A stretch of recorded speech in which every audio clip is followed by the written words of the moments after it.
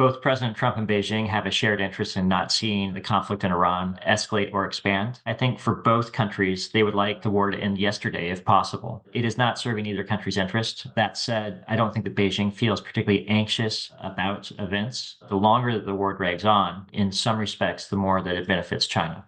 It keeps the United States distracted away from China's periphery. It leads to further depletion of American munitions and other military resources, and it increases demand for clean energy products, of which China is the world's dominant supplier. Even though I think Beijing abhors the instability and the reduction in global demand for its export that the war is creating, I don't think that they feel, this deep anxiety to see something resolved immediately, nor do I expect that they will exercise any type of leverage to try to solve President Trump's problem for him. So the US is focused on securing quick commercial wins at this upcoming summit.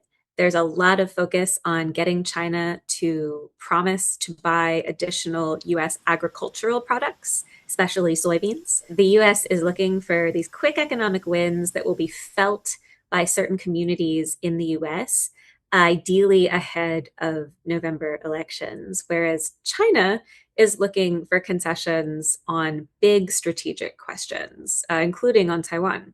So both sides want stability in the relationship, but beyond that, you see a real disconnect in what the two sides are looking to get out of this meeting.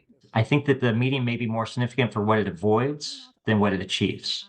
I think both leaders are very committed to trying to prevent a breakdown in the truce that the two leaders have set. They want to avoid escalation and a return to sort of tit for tat measures and countermeasures against each other that are mutually harmful.